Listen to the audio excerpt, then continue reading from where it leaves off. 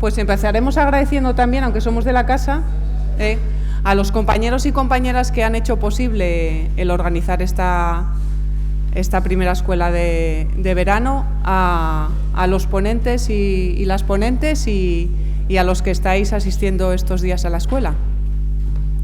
Bien, yo soy Ana Belén García, soy responsable de Políticas Públicas y Protección Social de Comisiones Obreras de Asturias y está con nosotros Javier Pacheco. Javier Pacheco actualmente es responsable de la Secretaría Confederal de Acción Sindical y Transiciones Energéticas en Comisiones Obreras.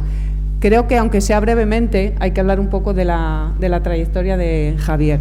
Javier se afilió a Comisiones Obreras en el 95, comenzó como delegado sindical en el 97 y posteriormente fue elegido secretario general de la sección sindical Intercentros de Nissan, un cargo que además compaginó con la presidencia del Comité de Empresa Europeo de Nissan también.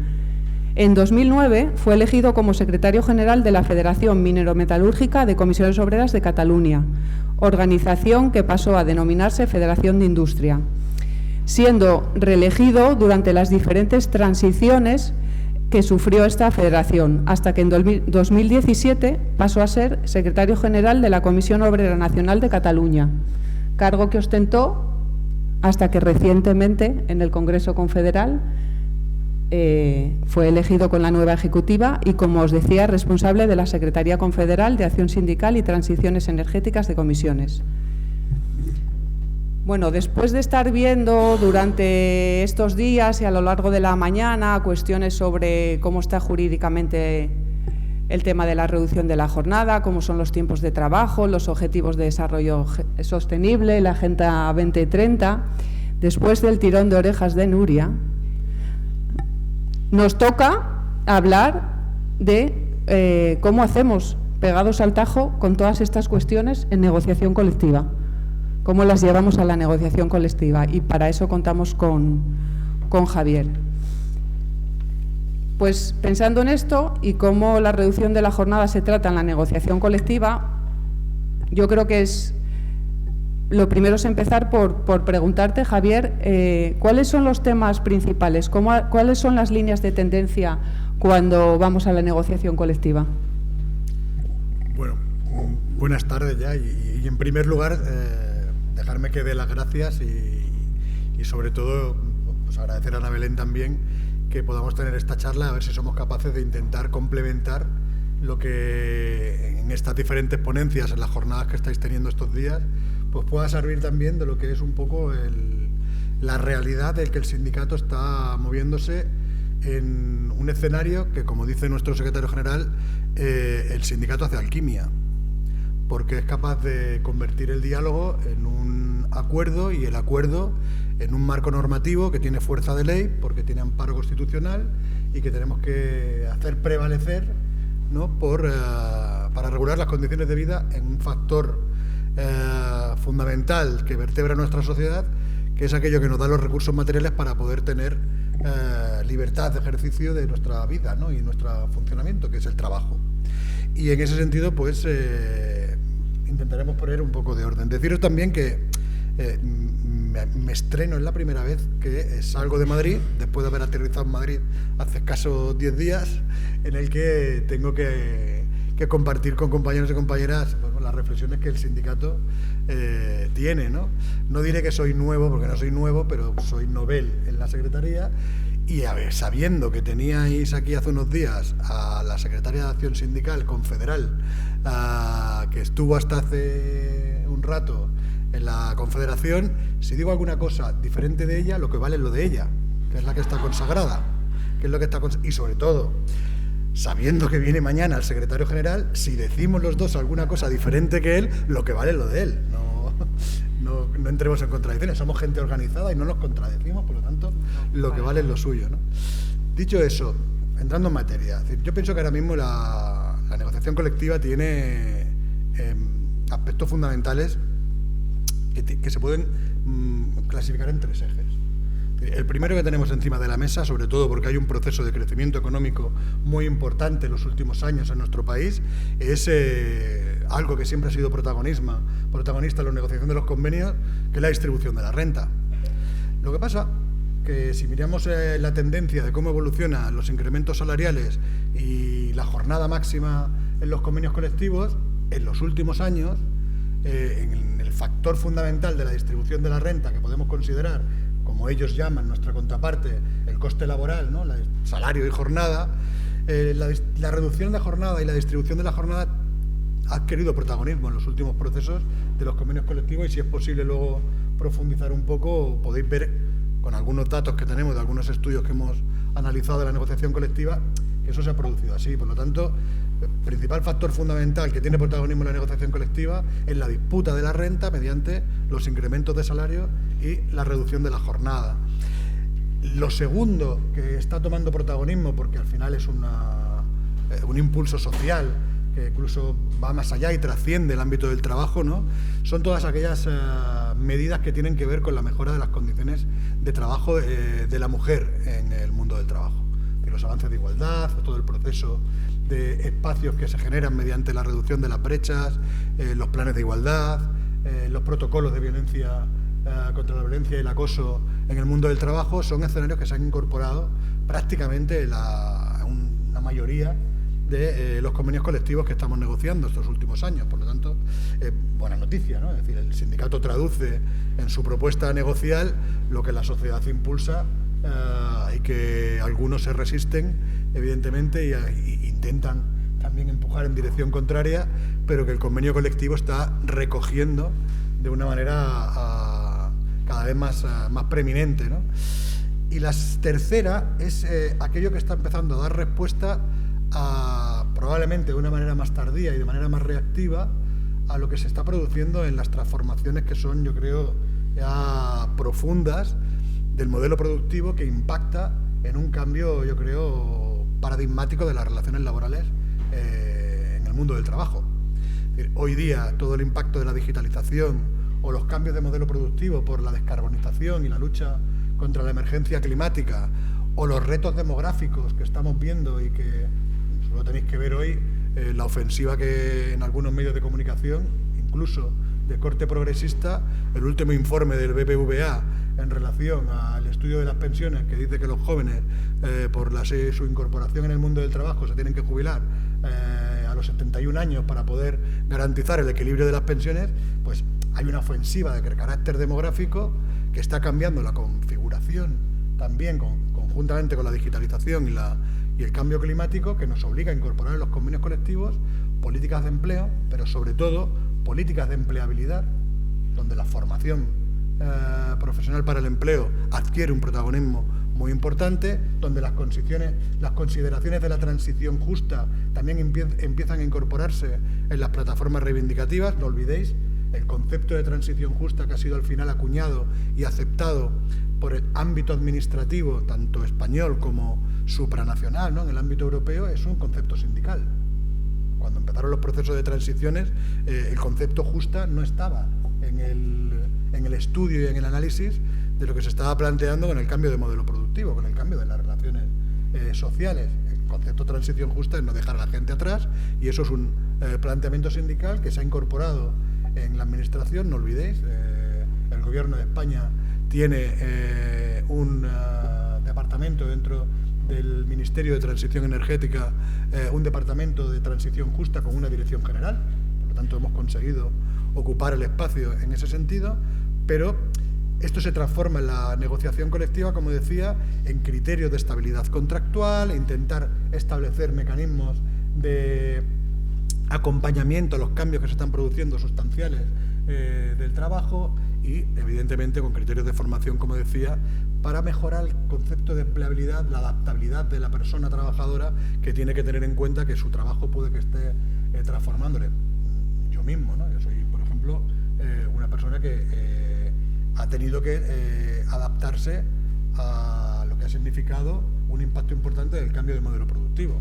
Es decir, la descarbonización de la movilidad, que afecta al sector de la automoción, pues provocó que mi empresa, por ejemplo, que soy de la Nissan, cerrara, y los trabajadores de la Nissan nos hemos tenido que adaptar a un cambio en el que hemos tenido que incorporar mediante la negociación colectiva el tránsito, esa transición justa, para que no nos quedáramos en la calle y punto, ¿no?, con un proceso de negociación de indemnizaciones. Por lo tanto, yo creo que esos 3 bloques son fundamentales. Y el cuarto, que yo creo que además aquí es de actualidad en Asturias y que lleváis una racha macabra en este sentido, de datos de siniestralidad, ¿no?, sobre todo de accidentes mortales. El último ayer leía que viniendo en el tren que lleváis 11 lo que va de año fallecidos en el Tajo por siniestralidad laboral, ¿no?, por la muerte de accidente de trabajo.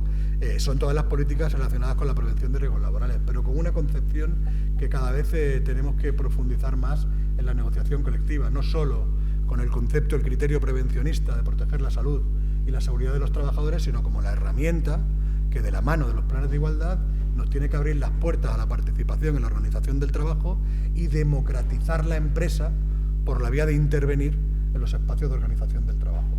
Son 2 mecanismos que evidentemente tienen que tener una traducción en la negociación de los convenios colectivos y que se tienen que incorporar y están incorporándose en los criterios de orientación de la negociación colectiva de estos últimos años. Por tanto, 3 bloques de interés, uno que evidentemente transversaliza por la participación en la organización del trabajo, y eso debería de tener, yo creo que, concreción en el detalle de lo que son nuestras plataformas colectivas, de nuestra orientación a la negociación colectiva. Apuntaba a la mesa anterior, me parece que el secretario general Nuria ha tomado nota de lo que es crear un grupo de trabajo para establecer con buenas prácticas y buenas experiencias criterios que puedan orientar a la negociación colectiva. Yo creo que estos conceptos tienen que estar incluidos en ese escenario. Y de estos 3 ejes que nos hablas, junto con el de salud laboral, ¿dónde se encuentran las mayores reticencias con las empresas a la hora de negociar? Porque sabemos que es complicadísimo entrar a la organización de la empresa, como es su potestad y todo cuesta dinero, cualquier cosa cuesta dinero. ¿Dónde están las mayores reticencias? Ahí. Es decir, en la participación sindical de la organización del trabajo, está ahí donde está la mayor reticencia. Bueno, ya respondí la pregunta. Sí. Pero seguro que... Pero te lo digo porque no solo en el marco de la negociación colectiva, Maricruz no sé si lo llegaría a comentar o no, pero en el marco del diálogo social, en aquellos procesos normativos que incorporaban la participación de los trabajadores, la patronal se declaró insumisa de la negociación. Es decir, no quiere ni oír hablar de ceder un concepto que yo creo que cada vez está siendo más anacrónico y que tenemos que superar también con el relato político, con el relato evidentemente sindical, que es este concepto del criterio de la unidad de la propiedad, ¿no? El criterio de propiedad en nuestro país. Es decir, hay un concepto, si me permites aquí parar un segundo, de cultura, de cómo interviene también eso en el marco del legislador y cómo eso en nuestro ordenamiento jurídico así lo reconoce, que en este país el criterio de propiedad se le concede a aquel que arriesga el patrimonio, y se concibe que el empresario es el que en teoría arriesgaba su patrimonio, ponía para poder acceder a una propiedad, en este caso la propiedad de la empresa, y que por lo tanto se le tenía que corresponder como sociedad, dejándole que pudiera organizar el trabajo que creaba esa empresa, porque era su patrimonio el que estaba en juego, ¿no? Ese es un concepto vertical del criterio del principio de propiedad, que ha regido hasta tipificarse en el Estatuto de los Trabajadores con la potestad exclusiva de la organización del trabajo para el empresario, cosa que solo le hemos podido arrebatar en la disputa mediante la negociación colectiva a través de los convenios, arrancándole trocitos de la organización, en el que creo, por eso decía, la estrategia que debemos utilizar de los mecanismos que nos aportan otros espacios del ordenamiento jurídico, como la prevención de riesgo o los planes de igualdad o el derecho a la igualdad retributiva, etcétera, que son mecanismos que nos permiten entrar en la cocina de la organización del trabajo, superando la barrera que pone el Estatuto de los Trabajadores en ese principio de la propiedad. Pero claro, el patrimonio que hoy mayoritariamente se pone a disposición para montar un negocio, como mínimo podríamos considerar que es compartido con la sociedad, que son los datos. Y los datos, que se los estamos regalando para que puedan montar empresas, es decir, evidentemente deberíamos de intentar hacer una ofensiva para que el marco regulatorio pueda democratizar el valor de ese patrimonio a la hora de ponerlo a disposición del ejercicio de un negocio. El paradigma de todo eso, evidentemente, está en las empresas tecnológicas y de plataforma que han irrumpido como un modelo de negocio que quieren transversalizar, como mínimo, la prestación de servicios en el mundo del trabajo, en la economía. Por lo tanto, si eso se gana terreno, nosotros tenemos que empezar a reforzar el relato de que el patrimonio de la que preserva esa cultura del principio de propiedad, tenemos que empezar a ponerlo en cuestión, porque buena parte del patrimonio hoy día del riesgo es el nuestro. Y si es el nuestro, nosotros también tenemos que ser correspondidos, como hasta la fecha ha sido en el marco jurídico la correspondencia al empresario que regaba su patrimonio, nosotros que regamos el nuestro, también tenemos que exigir la participación efectiva en la organización del trabajo, en las decisiones de la empresa y, por supuesto, que es nuestro interés en el reparto de los beneficios. Nosotros no estamos aquí por un concepto vocacional altruista de querer organizar el trabajo en la empresa. Estamos allí para que el resultado de esa empresa mejore en productividad, pero sobre todo repercuta en mejores condiciones laborales en el reparto de las plusvalías. Yo creo que ahí el sindicato tiene que acuñar fuerte, de una manera fuerte e importante, ese discurso y ese relato. Y bueno, en cuanto al tiempo de trabajo, a la reducción de la jornada, que sí incide directamente en la organización de la empresa. Eso modifica totalmente la organización de la empresa. Ahora mismo, ¿en qué nivel de la tabla reivindicativa está? ¿Se trata mucho de distribución irregular? ¿Se tratan conciliación? ¿Cómo se aborda? Me imagino que también depende de los sectores, porque no es lo mismo para un sector que para otro, feminizado o no, de qué estamos hablando, de qué empresa estemos hablando.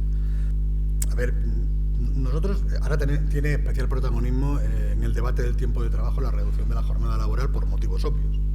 Pero evidentemente la discusión en el marco de la negociación colectiva del tiempo de trabajo, la anterior mesa ha apuntado a algunas de ellas, ¿no?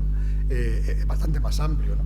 Nosotros en el año 2020 tenéis que conocer, que no es muy conocido por la organización, desgraciadamente, que la organización, Comisiones Obreras, cada 2 años organiza un estudio bastante detallado a través del Observatorio de la Negociación Colectiva, evidentemente en colaboración con la Fundación 1 de Mayo, nuestra fundación, en el que participan profesores y catedráticos de la universidad y la academia de prácticamente una parte importante del territorio español. En este último, que estamos empezando a analizar ahora, el último estudio, tenemos creo que serán, no me quiero equivocar, 34 personas que colaborarán en el estudio y las conclusiones de los análisis de la negociación colectiva, en el que en el año 2020 decidimos analizar el tiempo de trabajo.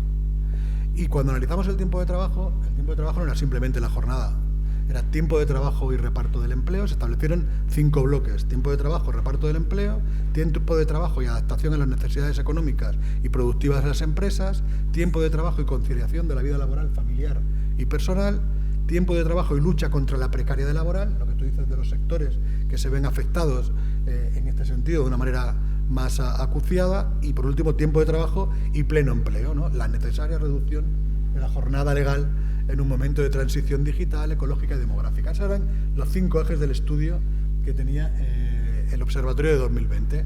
Como podréis comprender, nos ha servido para construir propuestas que queremos abrir camino. Algunas se traduce en el ámbito de las plataformas de los convenios colectivos y otras en las propuestas legislativas, ¿no? Pero lo que tú planteabas, ¿no? Es decir, ¿qué papel juega la jornada y el tiempo de trabajo? Bueno, hemos sido capaces de analizar también cualitativamente, con una muestra de 718 convenios colectivos del año 2024, todos estos aspectos, ¿no?, que tienen que ver con el tiempo de trabajo y la jornada en la negociación colectiva. Tiene un impacto de carácter muy desigual, evidentemente. Es decir, no te voy a parar a todas las reflexiones que se ha hecho, todos los análisis, pero por decirte algo, ¿cuántos convenios colectivos han pactado reducción de jornada en el año 2024 de estos 718? El 26,5% de unido, como decimos en Cataluña. Es decir, no es una muestra exigua, ¿eh? Pero es que además afectaban al 55% de los trabajadores afectados. Ojo, ¿eh? La mitad de la gente de los convenios que hemos analizado ha tenido una reducción de jornada en el año 24, pactada por el convenio colectivo. A mí me parece que era un dato bastante interesante y relevante por poner en valor, ¿no? Por contradecirte un poco, Nuria. que hacemos los deberes. Digo, por hacer los deberes. No. Otro dato importante que yo creo que por ejemplo, analiza el estudio que hicimos, es que el 87% de las personas trabajadoras afectadas por un convenio colectivo analizado en el 2024 está por encima de las 37 horas y media.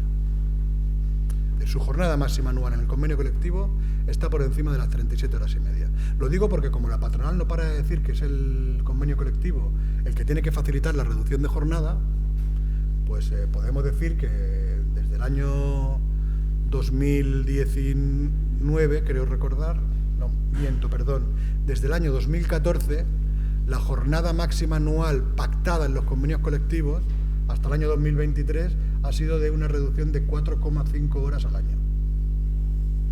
La negociación colectiva no ha abierto la capacidad real de reducir la jornada de manera significativa. Por eso la importancia de que un tope legal, una modificación en la jornada legal, establezca un impulso para bajar de manera efectiva la jornada y, sobre todo, no baja de manera equitativa.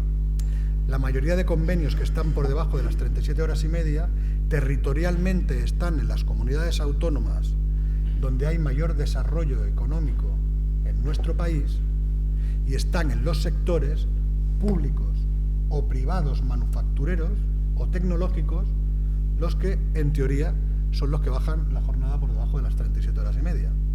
Por lo tanto, hay un factor de sesgo territorial y sectorial muy importante, sobre todo en la terciarización de la economía, en la economía de los servicios, sobre todo una economía como la nuestra, con un peso del turismo tan importante, ¿no? La restauración, la hostelería, o un peso de los cuidados tan transferido a aquello que le decían la responsabilidad familiar.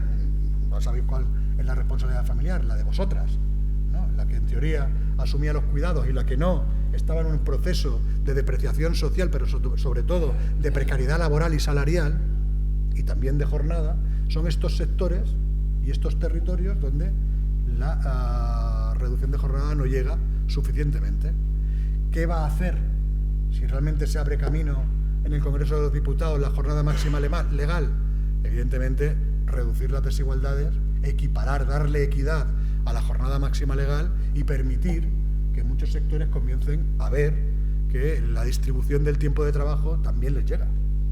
Y yo creo que eso es importante también que lo conozcamos, ¿no? Hay muchísimos más datos que, si queréis, los puedo ir colocando en ese sentido del análisis de... Yo tenía una pregunta que ya está contestada. Tenía una pregunta que era ¿por qué por ley la reducción de la jornada laboral y no por un acuerdo marco? Pues la respuesta es pues eso, evidentemente lo que tú dices.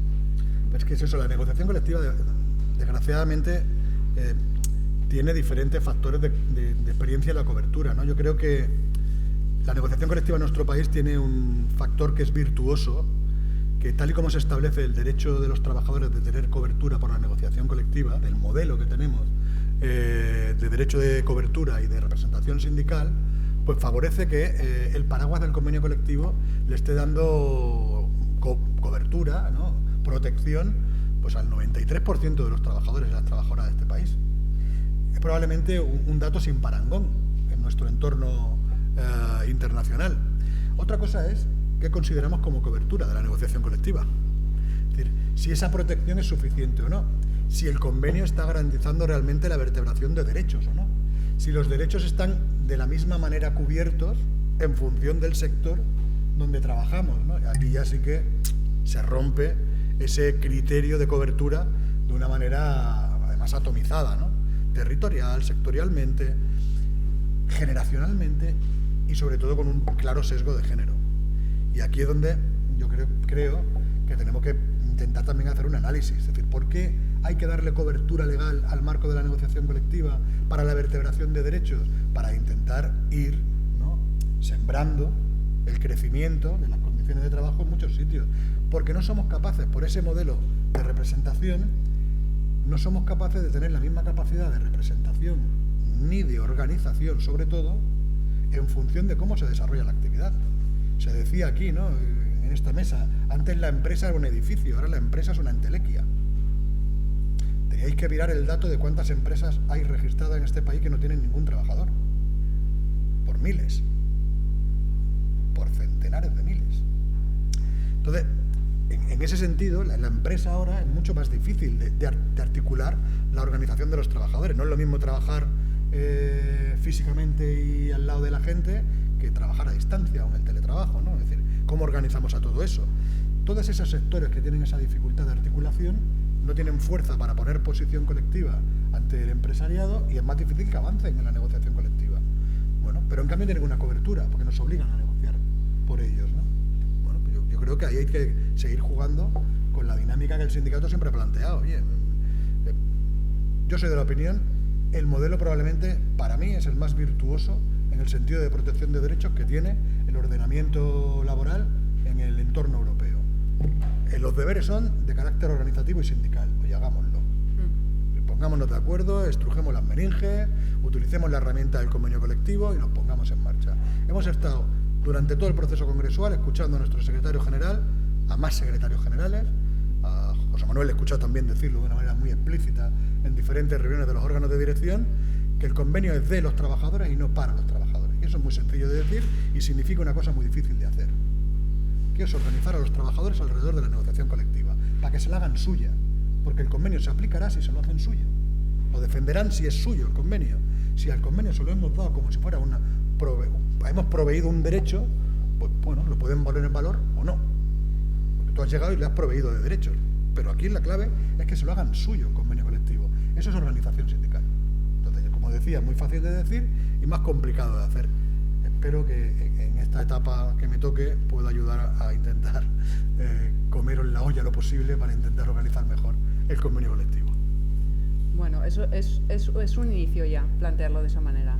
En cuanto a las reticencias, las cuestiones de que va a afectar a la productividad, no es posible reducir la jornada laboral, pues todo lo que nos contaban con el SMI lo están aplicando a no querer reducir la jornada laboral. Es un posicionamiento político, Ana Belén, clarísimo, ¿no? Como ya se ha venido planteando por parte del empresariado de este país, vuelvo a lo mismo, por su propia cultura de concepción del principio de la propiedad.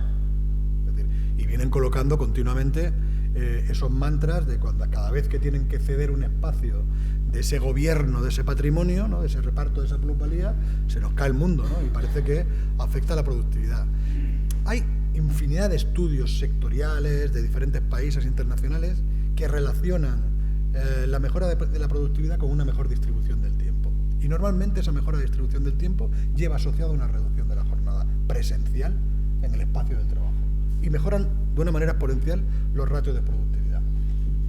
Yo no voy a ponerme a plantearle esos estudios, pero yo sí me voy a hacer análisis de cómo está evolucionando, ¿no?, y cuáles son los ratios de productividad que tiene el sector de donde yo vengo, de la automoción, donde la jornada está por debajo de las 37 horas y media, o la productividad del sector de la restauración, donde la jornada está por encima de las 40 semanales efectivas. Y miremos cuáles son los ratios de productividad y de reversión en beneficios de esa productividad en el sector de la automoción. Solo tenéis que ver cómo acumula beneficios, o la banca. No hace falta que vaya a la automoción. Me voy a la banca, que tienen también esos mecanismos de mejora de productividad, tienen inversión para poder mejorar la productividad, repartir mejor la jornada y se inflan a ganar dinero. Y en cambio, te vas al ámbito de la restauración, ¿no?, por utilizar el turismo o el sector de un servicio en estas características, y la productividad está muy por debajo. Pero si me voy a los macrodatos, porque hay otro debate trampa también que ponen encima de la mesa, lo digo porque mis paisanos de Junts per Catalunya colocan que son los valedores de la defensa de los intereses de la pequeña y mediana empresa, porque los sindicatos vamos a hundir el tejido productivo de la pequeña y mediana empresa en este país reduciendo la jornada. Claro, yo me voy a datos concretos de lo que ha pasado con la PYME en estos últimos tiempos y los márgenes que tiene la PYME en estos últimos tiempos, no lo que ellos dicen sin ningún número, sino los números que tenemos reales, publicados por lo que ellos evidentemente cotizan, declaran a Hacienda y registran en el registro mercantil. Que no es que estemos hablando de cosas que nos inventamos, que son información pública, que son la que ellos están registrando en los organismos públicos que tienen la obligación de hacerlo, ¿no? Para pagar los impuestos correspondientes en relación de los beneficios que tienen y las cotizaciones de la Seguridad Social en función de los trabajadores y las trabajadoras que ocupan, ¿no? Pues si miramos esos datos, vemos que el número de empresas, vamos a desestacionalizar la pandemia y vamos a coger un punto de referencia previo a la pandemia, el 2019. Pues el número de empresas del 2019 hasta noviembre de 2024, que he estado mirando los últimos datos reales de los que tenía disposición, han crecido las empresas en nuestro país desde 1.335.000 a 1.337.000. Es decir, hemos recuperado ya toda la caída de la pandemia que se produjo con la pérdida el bloqueo de la actividad en el confinamiento de la pandemia. Es decir, hemos vuelto a recuperar el crecimiento de empresa para ponernos al mismo nivel que en el año 2019. ¿Y qué ha pasado con la pequeña empresa? Pues que la pequeña empresa ha crecido también. Es decir, ha crecido y ha generado más empleo, porque la pyme, es decir, está en esos términos actualmente alrededor de un 80%, un 80 y tanto por ciento del peso del número de empresas que han crecido en este país. Pero el número de empleos ha pasado de los 8,6 millones de trabajadores y trabajadoras en la pyme a los 9,2. ¿Eso qué ha significado? Que en un elemento neutro comparativo de crecimiento de empresas, es decir, somos las mismas empresas que teníamos, se ha producido un incremento medio de trabajadores por empresa. Ha crecido la pyme. Y si la pyme crece, es porque tiene más márgenes. Porque no le va mal. La pyme no quiere ser una micropyme. La pyme tiene aspiración de crecer en su negocio y está creciendo. Ha crecido en trabajadores medios de 6,43 personas por trabajador en la pyme a 6,94. No es poca cosa. Medio punto no es poca cosa. Media persona de media no es poca cosa en un crecimiento de 5 años. Seguramente es el crecimiento más importante que se ha producido en el último ciclo histórico que tenemos en nuestro país. Entonces, si la empresa crece y crece en tamaño, dice, bueno, ¿y qué pasa con la productividad? Pues la productividad de la pyme en estos años ha crecido un 9,8%. La productividad real. Que la productividad real se le detraen los impuestos. Y ha crecido un 9,8%. ¿Y qué ha pasado con los salarios de los trabajadores y las trabajadoras de la pyme en el mismo periodo de tiempo? Que ha decrecido un 0,6%. ¿Cuál es el resultado de esa ecuación de primer grado? Mayor productividad, menor salario. Se incrementan los beneficios.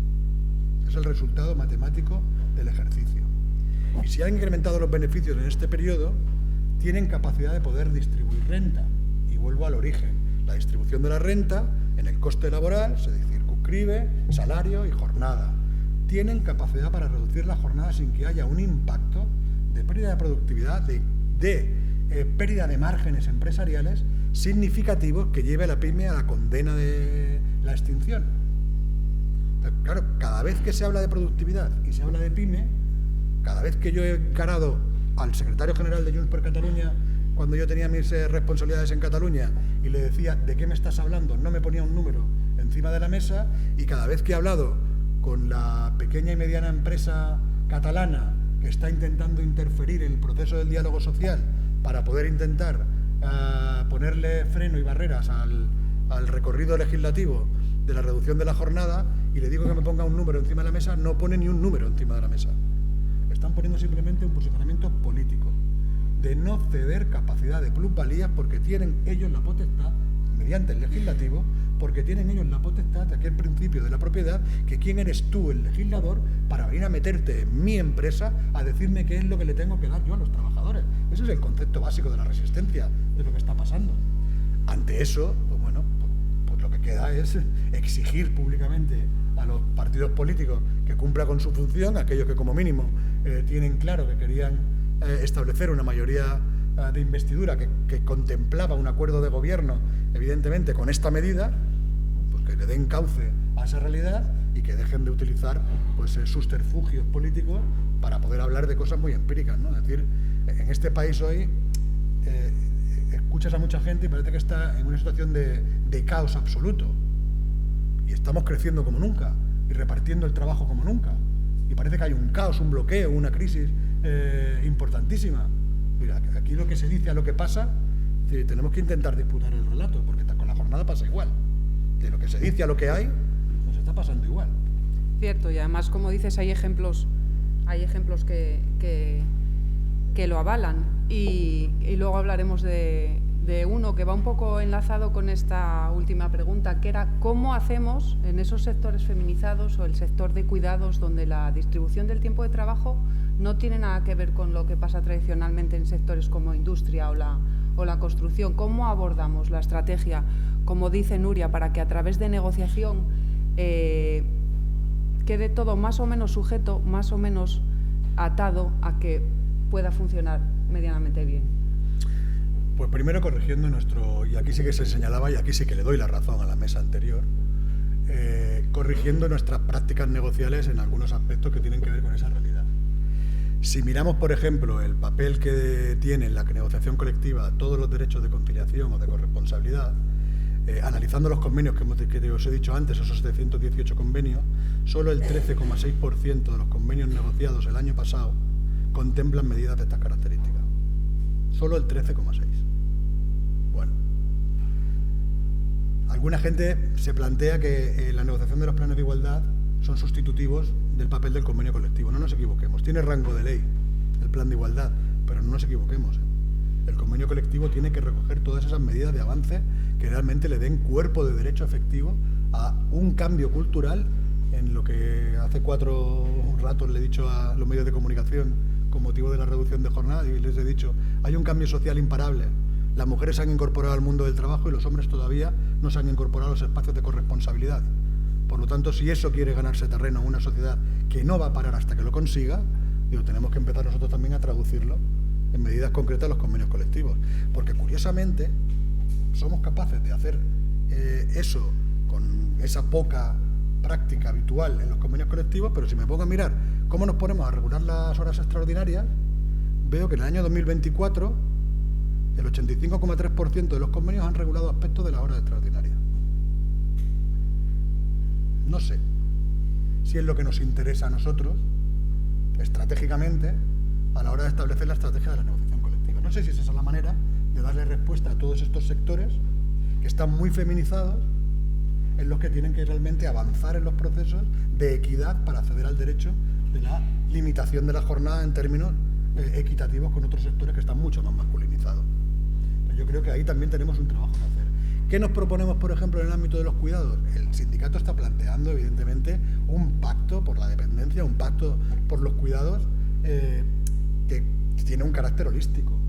Es decir, primero porque entendemos que es una de las patas del estado de bienestar social no desarrollada suficientemente y, sobre todo, no asumida por el cuerpo presupuestario, ¿no?, de los presupuestos generales del Estado.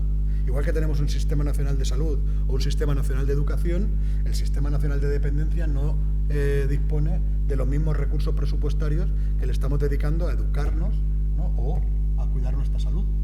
Y claro, una sociedad que demográficamente está sufriendo una transformación importante en dos vectores importantísimos, ¿no? Uno es el envejecimiento de la población y el alargamiento de la esperanza de vida, y por otro lado la entrada, ¿no?, a borbotones de personas migrantes en nuestro país. Pues estamos viendo que cada vez hay más personas mayores con necesidades de cuidados y cada vez hay más mujeres migrantes que están ocupando esos espacios porque la sociedad estamos relegando ese valor social a, bueno, pues a un ciudadano o ciudadana, en este caso, de tercera, para que cuide lo que ahora no pueden hacer nuestra población femenina porque se ha incorporado al trabajo y por lo tanto no recaen los cuidados. No, eso no se puede ser.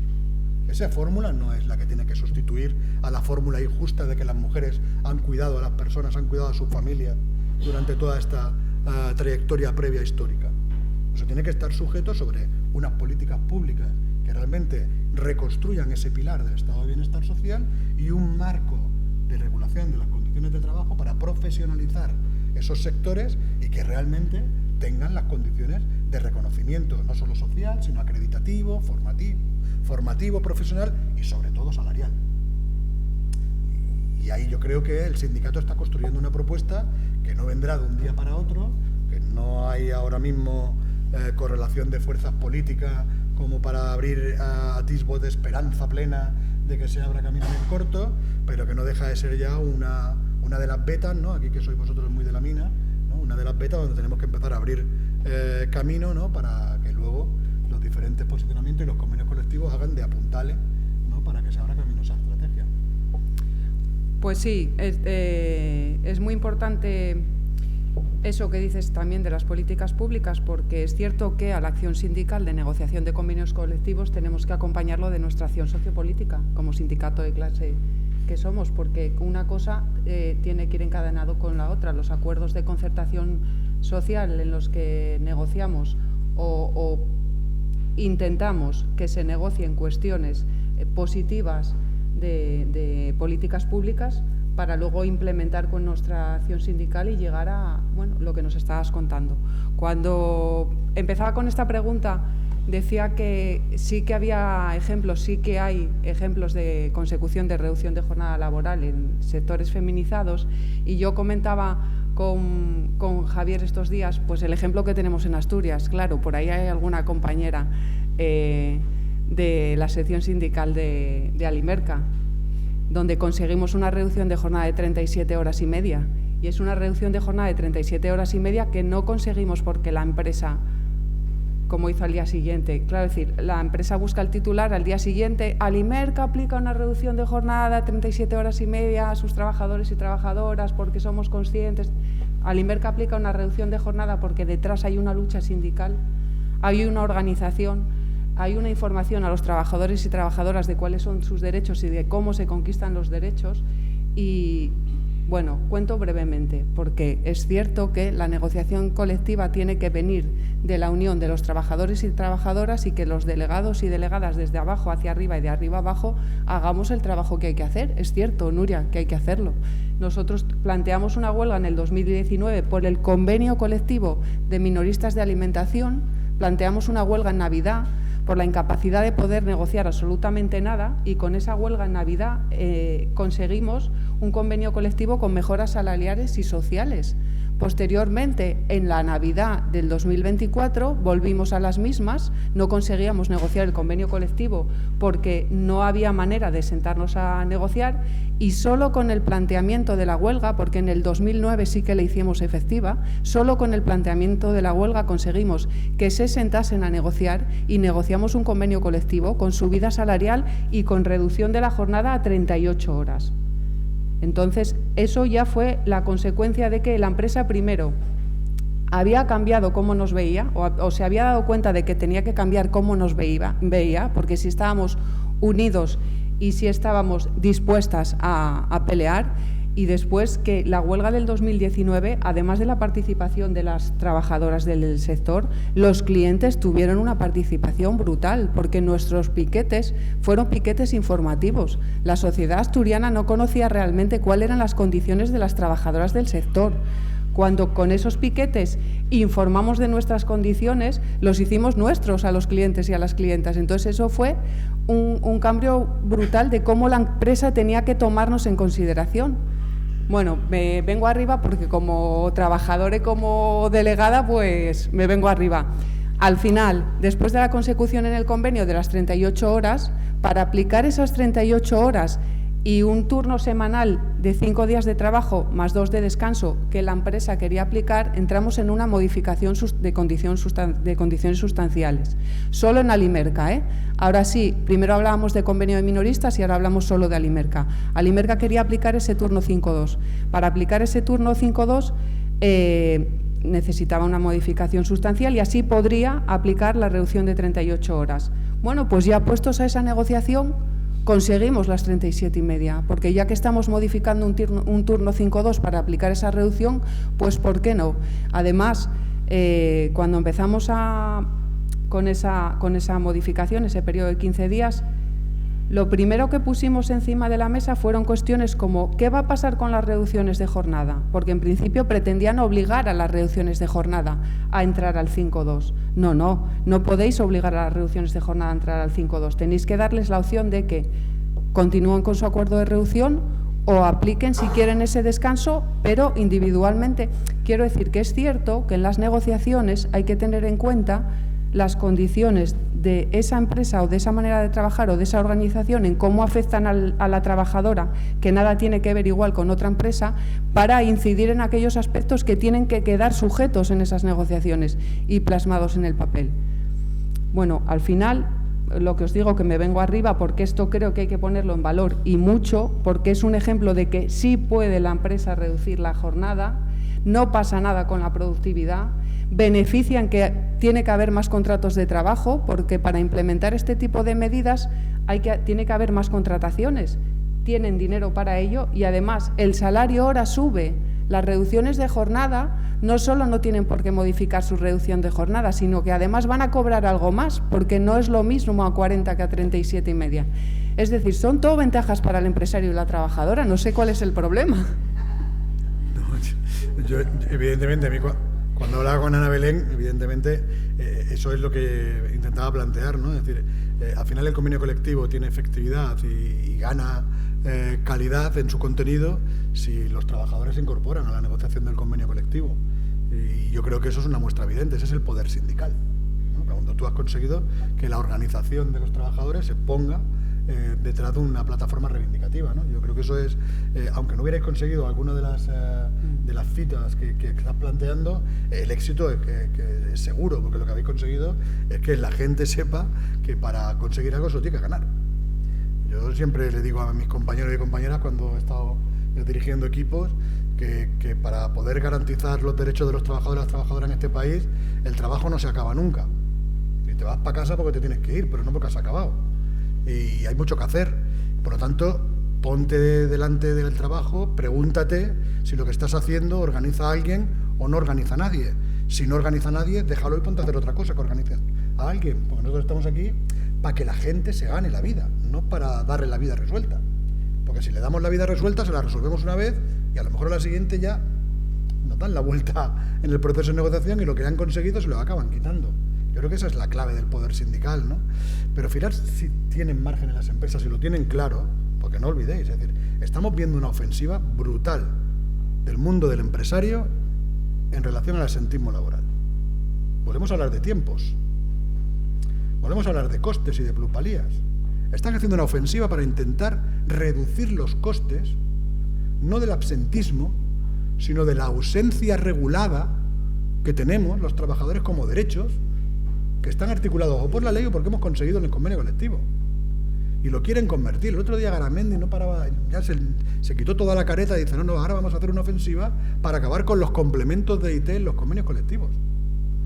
Porque saben que la ofensiva de la reducción de la jornada se va a instalar o por lo civil o por lo militar. Y entenderme que ahora lo del militar no es el mejor ejemplo que podemos utilizar en el lenguaje sindical. Pero entenderme lo que quiero decir, o lo va por la ley o irá por el convenio. Y lo tienen clarísimo. Y nos están haciendo una contraofensiva para intentar volver a intervenir de nuevo en el ratio de esa fórmula del coste laboral sobre el salario y la jornada. Entonces, claro, tenemos que empezar también a ver cómo rearmamos la posición y convertimos eso precisamente en sus propias contradicciones. Porque hay también que entrar en las contradicciones. Yo animo a que os leáis con detalle la campaña que hoy es jueves, sí, hoy lanza la Confederación en relación a contrarrestar esa ofensiva del asentismo. Bueno, tienen margen, claro que tienen margen para hacerlo. Lo que pasa es que quieren seguir manteniendo sus márgenes de beneficio y buscan siempre herramientas para contrapesar. Por eso, poder sindical. Pues sí. Bueno, yo creo que ahora ya, me imagino que habrá preguntas o algún debate que queráis plantear. Adelante. ¿O no? Hay hambre. ¿Nadie se anima?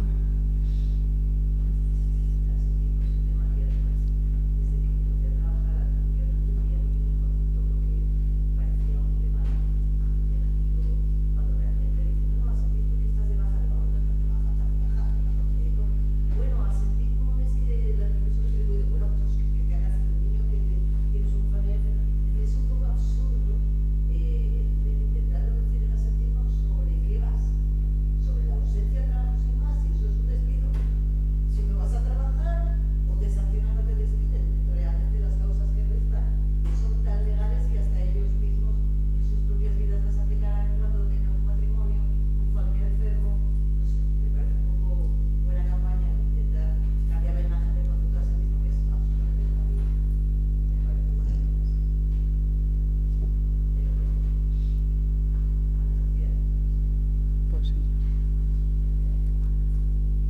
no sé, parece que no hay ninguna pregunta. No, si te quedó alguna cosa a ti que quisieras... Yo sí, me quedó haber entrado algo en relación a la jornada irregular y el registro de la jornada de la mesa anterior, porque también el estudio nos da algún detalle también de lo que eso significaba, ¿no? Se decía bien que la jornada irregular, es decir, y luego todo el carácter de preavisos y demás, para la distribución de la jornada irregular, en muchos de los convenios colectivos se denunciaba en la mesa de que no se puede transponer estrictamente lo que diga el Estatuto de los Trabajadores. Y eso es verdad, ¿no? Y algunos datos de la negociación colectiva nos vienen a decir más o menos lo mismo, ¿no? Pero, en ese sentido, más de la mitad contemplan articulado en el convenio colectivo sobre la distribución irregular de la jornada. 372 convenios. Solo 211 hablan de los periodos de preaviso, pero de los 211, solo 85 superan el Estatuto de los Trabajadores. Claro, el nombre quiere decir, incrementan los preavisos de lo que dice el Estatuto de los Trabajadores, es decir, que solo 85 convenios han mejorado el articulado del Estatuto de los Trabajadores. Claro, yo también comparto. Es decir, nosotros teníamos un mecanismo de acuerdo en su día en relación a la distribución irregular de la jornada que se acabó aplicando en la última reforma previa a esta del 21, de manera unilateral después por el Partido Popular, en el que carácter de compensación, cuando se hablaba, hoy habéis pactado aquella historia, era precisamente establecer un mecanismo de preavisos a la jornada irregular que la propuesta originaria no llevaba. Claro, la jornada irregular conseguimos no solo establecer un periodo de preaviso mínimo en el Estatuto de los Trabajadores, sino que estaba vinculada a la negociación colectiva, pero si no lo protegemos en la negociación colectiva, le estamos dotando de un 10% de disponibilidad, que no de flexibilidad, a las empresas. Entonces, si el convenio colectivo no trabaja la regulación de la jornada irregular, a eso no es flexibilidad, eso es disponibilidad empresarial de nuestro tiempo. O sea, yo creo que ahí, pues, llamada de atención que nos tenemos que hacer y empezar a trabajar en ese sentido los convenios colectivos. Y el registro horario, que evidentemente es más novel, ¿no? Y no tiene todavía un escenario de cultura en el funcionamiento de la negociación colectiva. Bueno, el 20% de los convenios colectivos el año pasado recogieron alguna materia en relación al registro de la jornada. Pero el análisis cualitativo de estas materias apenas intervenían, le daban poder de intervención real a los trabajadores y sus representantes de poder gobernar el control del cómputo de la jornada. Es decir, son referencias concretas que plantea el convenio colectivo, pero que no es suficiente como para convertirlo en un derecho efectivo de control del registro de la jornada cualitativamente. Aquí se habla de lo que sería la utopía, ¿no? De poder hacer el control y seguimiento por parte de la Inspección de Trabajo y la representación legal, de tener una misma herramienta informática, ¿no? Se hablaba de herramientas informáticas cuando algunas de ellas, en algunas sentencias, lo que han venido a plantear es que son biométricas más que informáticas, por eso se vulnera el derecho de la LOPD, ¿no? Pero tenéis que tener en cuenta que en algunas comunidades autónomas estas competencias en Inspección de Trabajo están transferidas, por lo tanto veo difícil una única herramienta de seguimiento y control, y por lo tanto nos podremos encontrar que el registro que dice nuestra ministra de Trabajo, a ver si mañana nos aclara cómo está la negociación de las enmiendas a la totalidad y si se abre camino a la reducción de jornada que contempla la regulación de informática online, ¿no? del registro horario, pero dice que si no sale la reducción de jornada lo puede hacer, meterá un decreto y habilitará el registro, el contenido que tiene la propuesta de ley lo habilitará como un decreto en el gobierno para que sea efectivo el registro de la jornada a los mismos términos. A ver si nos aclara también un poco cómo tienen pensado hacer los mecanismos de carácter instrumental para hacer el control y seguimiento y ponerlo a disposición de la representación de los trabajadores y de las trabajadoras y de la Inspección de Trabajo. Pero a mí me atisba, por entrar un poquito en aquel debate cuando planteaba la compañera de la Inspección, se me hace difícil ver una única herramienta construida por el Gobierno a disposición de las empresas y de las diferentes inspecciones de trabajo, porque entre otras cosas os digo que hay algunas comunidades autónomas que tienen que transferidas sus competencias y que puede significar incluso una limitación legislativa que ya el Tribunal Constitucional ha advertido en algunas otras ocasiones de cuidado donde te metes en el ejercicio de las competencias que has transferido a las comunidades autónomas. No me parece menor, porque estoy muy de acuerdo que una de las dificultades para hacer efectivo el control y seguimiento es que las herramientas de seguimiento sean inteligibles suficientemente, ágiles en su lectura y traducción y sobre todo transparentes y disponibles. Y claro, cuanto más hayas, pues luego en los procesos evidentemente de litigio más complejidad nos encontraremos de cara al futuro. Pero bueno, es la realidad también que tenemos administrativa en el país, que tendrá que ser considerada por el legislador. Pero bueno, eran dos cosas que me hablaba encima cuando estaba en la mesa hablando, pero yo creo que no me tocaba pedir la palabra. Pues yo creo que ya está. Muchas gracias por la asistencia y mañana continúa la Escuela de Verano Sindical.